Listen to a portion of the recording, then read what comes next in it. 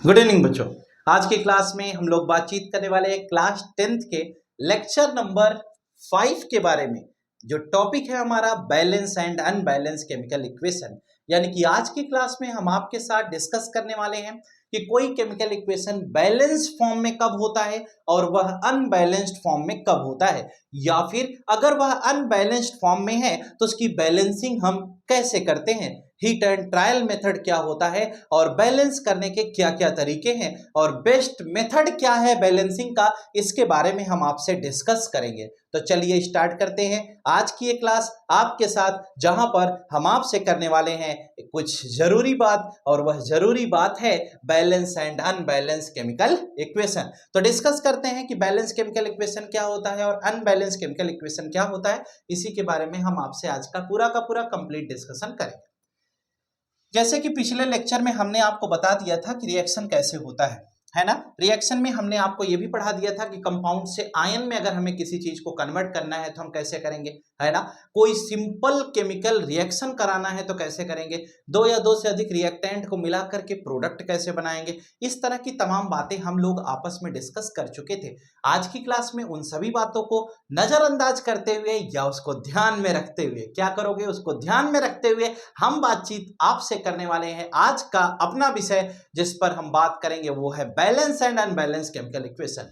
यानी कि हम ये जानना चाहते हैं कि बैलेंस एंड अनबैलेंस होता क्या है। जैसे एक छोटी सी बात अगर हम आपसे डिस्कस करें तो पहले तो ये बात हम डिस्कस ही कर लेते हैं। पहली बात आपकी ये होगी कि हमें कैसे पता चलेगा कि कोई केमिकल इक्वेशन बैलेंस है या नहीं।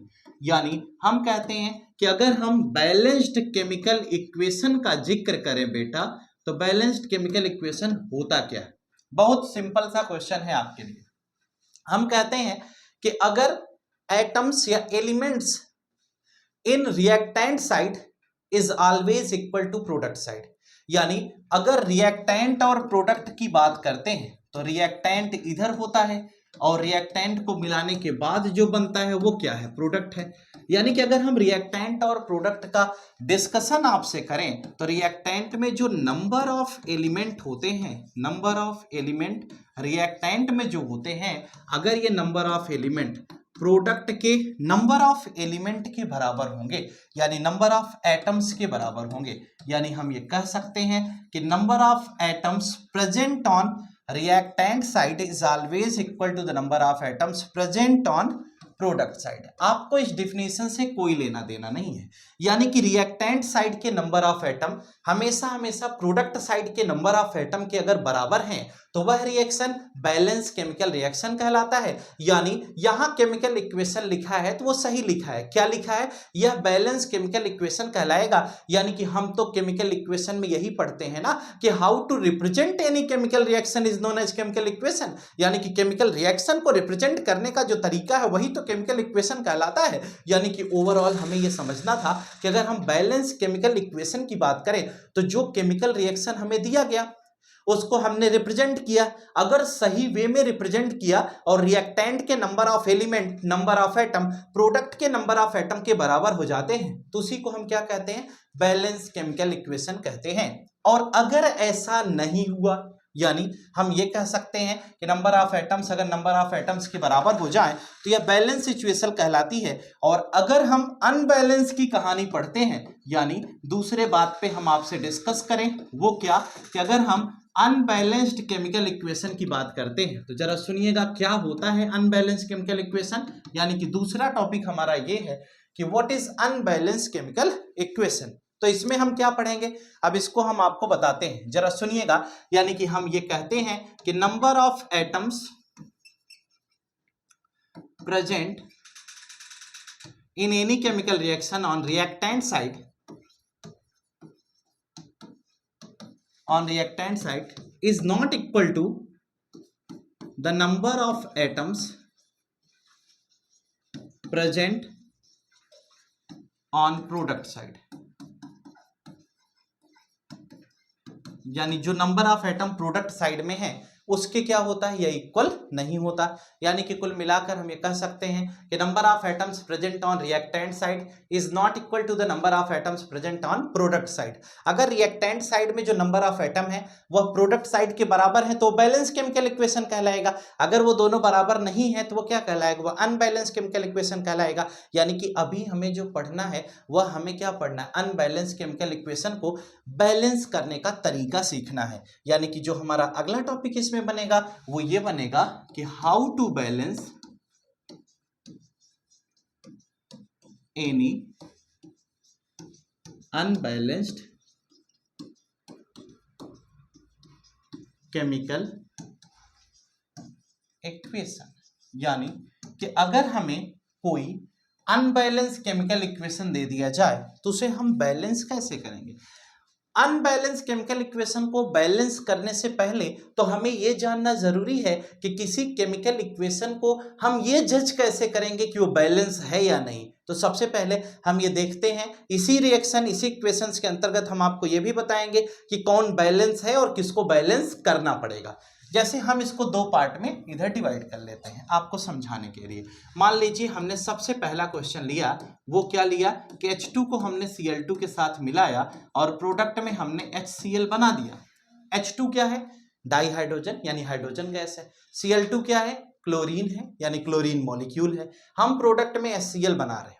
हम कहते हैं कि क्या यह बैलेंस है, पहले तो यही चेक करना है। अगर ये बैलेंस होगा तो हम टच नहीं करेंगे इसको, अगर ये बैलेंस नहीं होगा तो हम यहाँ बैलेंस करेंगे, इसको बैलेंस करके हम दिखाएंगे। यहाँ पर जरा देखो हाइड्रोजन कितना है, इस केस में 2 हाइड्रोजन है। यहाँ हाइड्रोजन कितना है, 1, लफड़ा हो गया, मतलब बैलेंस नहीं। क्लोरीन कितना है, 2 है। यहाँ क्लोरीन कितना है, 1 है, यानी ये भी बैलेंस नहीं है। यानी कि हम ये कह रहे हैं कि यहाँ 2 हाइड्रोजन है, यहाँ 2 क्लोरीन है, लेकिन यहाँ तो 1 हाइड्रोजन और 1 क्लोरीन है, यानी ये बैलेंस केमिकल इक्वेशन नहीं है। तो इसका मतलब हमें क्या करना पड़ेगा, हमें इसको बैलेंस करना होगा। अब हम आपको सिखाते हैं कि हम how to balance any unbalance chemical equation, यानी कि हम ये सीखने जा रहे हैं कि हम किसी अनबैलेंस केमिकल इक्वेशन को बैलेंस कैसे करते हैं। अब यहाँ जरा समझना, हाइड्रोजन यहाँ पर कितने हैं, 2 हाइड्रोजन है। यहाँ पर हाइड्रोजन कितने हैं, 1 है। तो जब यहाँ हाइड्रोजन 1 है तो हमें क्या करना होगा, हमें 2 लगाना होगा। फिर से सुनना, यहाँ हाइड्रोजन कितना था, 2 था। यहाँ हाइड्रोजन कितना था, 1 था। तो हम आगे क्या लगा दिए, 2। ध्यान रहे बेटा, यहाँ पर या यहाँ पर पीछे कुछ नहीं लगाएंगे, जो कुछ लगेगा वो पूरे में लगेगा। तो हाइड्रोजन 2 था तो हमने हाइड्रोजन को 2 कर दिया। अब यहां हाइड्रोजन तो 2 किया, लेकिन हाइड्रोजन को बैलेंस करने के चक्कर में क्लोरीन भी 2 हो गई, यानी इसमें 2 हाइड्रोजन के एटम हैं और 2 क्लोरीन के एटम हैं। तो क्या यहां पर क्लोरीन कितना है, यहां पर भी तो 2 ही है। हाइड्रोजन भी 2 हो गया, क्लोरीन भी 2 हो गया, यहां पर भी क्या हो गया, 2 हाइड्रोजन और 2 क्लोरीन हो गया। यानी कि अब ये अनबैलेंस केमिकल इक्वेशन था और ये क्या हो गया, बैलेंस केमिकल इक्वेशन हो गया। अब दूसरा जरा ये समझिएगा, अगर हम इसको कहते हैं H2 को हमने S के साथ मिलाया, H2S बना दिया। अब अगर हम H2S बना दिए तो यहां हाइड्रोजन कितने हैं, 2, यहां कितने हैं, 2। सल्फर कितना है, 1। सल्फर कितना है, 1 है। इसका मतलब इसमें कुछ नहीं करना है, यह बैलेंस्ड केमिकल इक्वेशन है। यानी कि इस इक्वेशन की अगर हम बात करेंगे तो यह इक्वेशन हमारा क्या होगा, बैलेंस केमिकल इक्वेशन होगा। तीसरी बात हम करते हैं, ठीक है। हमने कहा कि Mg को हमने O2 के साथ मिलाया, तो हम कहते हैं जो प्रोडक्ट बनेगा वो क्या बनेगा, MgO बनेगा। MgO क्या होता है, मैग्नीशियम ऑक्साइड बनेगा। तो जरा समझिए, अगर प्रोडक्ट हमारा MgO बनेगा, मैग्नीशियम ऑक्साइड, तो हम क्या डिस्कस करेंगे, यहाँ Mg कितना है, 1 है। यहाँ Mg 1 है। यहाँ O2 कितना है, 2 है। और यहाँ कितना है, 1 है। इसका मतलब ये बैलेंस नहीं है, जितना रिएक्टेंट में नंबर ऑफ एटम है उतना प्रोडक्ट साइड में नंबर ऑफ एटम नहीं है। तो हम क्या करेंगे, इसको बैलेंस करेंगे थर्ड वाले को। और पहले वही प्यारा सा अपना इक्वेशन लिख लीजिए जो बोर्ड पर लिखा है, लिख दिया। अब हम क्या करेंगे, यहाँ मैग्नीशियम कितना है, 1। यहाँ मैग्नीशियम कितना है, 1, तो छूना नहीं। ऑक्सीजन कितना है, 2। ऑक्सीजन कितना है, 1।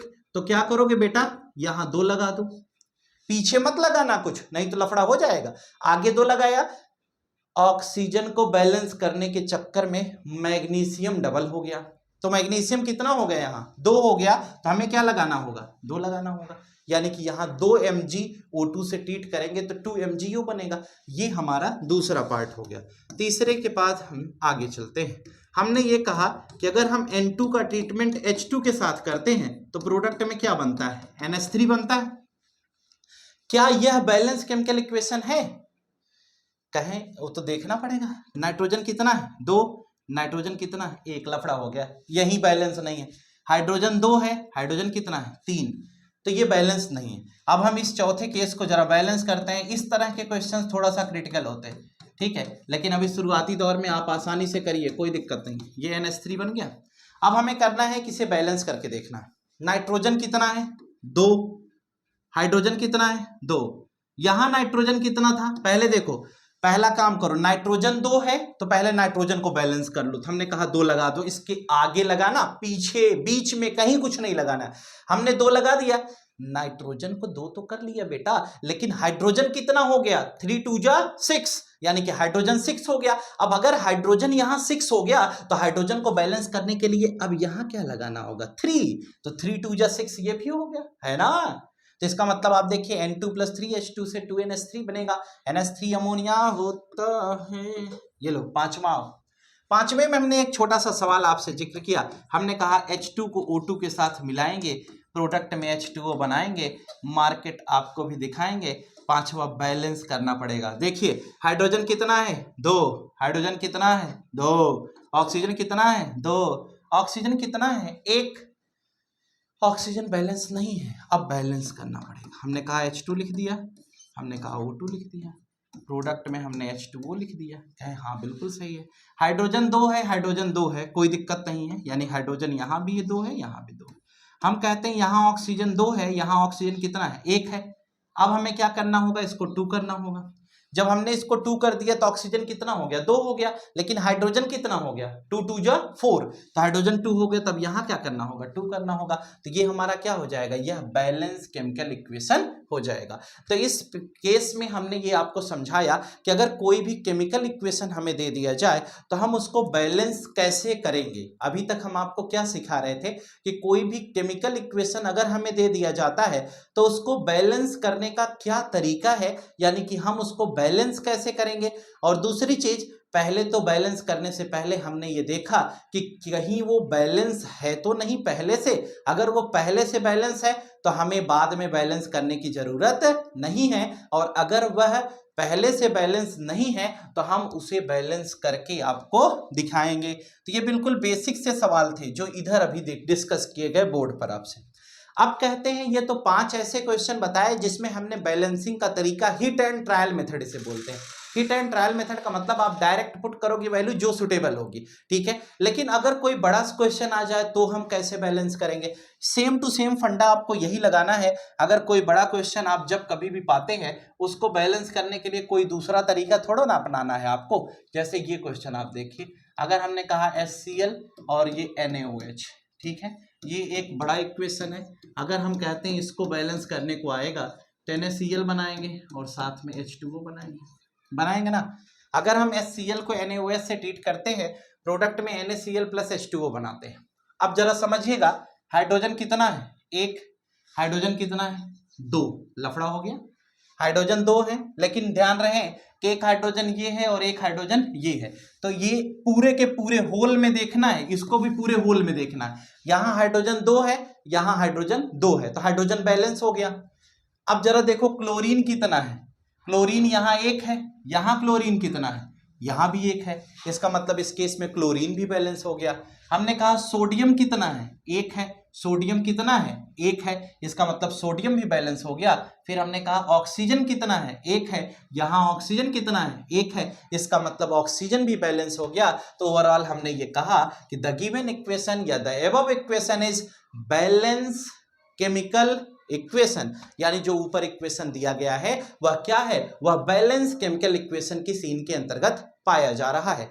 अब हम इसी में अगर आपसे एक दूसरा क्वेश्चन डिस्कस करते हैं, जैसे हमने आपसे कहा, अभी पीछे हमने ये इक्वेशन आपको पढ़ाई थी, PbNO3 का whole twice plus KI, PPT के फॉर्मेशन के दौरान ये इक्वेशन हमने पढ़ी थी। हमने कहा था PbI2 बनेगा और साथ में KNO3 बन जाएगा, यही पढ़ाया था ना। अगर हम कहते हैं यह इक्वेशन आपको दे दिया जाए, यहाँ Pb कितना है, 1 है, यहाँ Pb कितना है, 1 है, यहाँ NO3 कितना है, 2 है, और यहाँ NO3 कितना है, 1 है। तो अगर यह NO3 यहाँ 1 हो गया तो आप क्या लगा दोगे, यहाँ 2 लगाओगे। जब यहाँ 2 लगा दिए तो ऐसी केस में पोटेशियम कितना हो गया, 2 हो गया, तो आप यहाँ लगा दोगे 2, तो 2 जब यहाँ लगाओगे तो पोटेशियम कितना हो गया, 2, और आयोडीन कितना हो गया, 2, तो पोटेशियम 2 है तो ये पोटेशियम यहाँ भी तो 2 है। आयोडीन यहाँ कितना है, आयोडीन यहाँ 2 है तो आयोडीन भी यहाँ 2 है। यानी कि हम ओवरऑल ये डिस्कस कर पाते हैं कि यह एक बैलेंस केमिकल इक्वेशन है।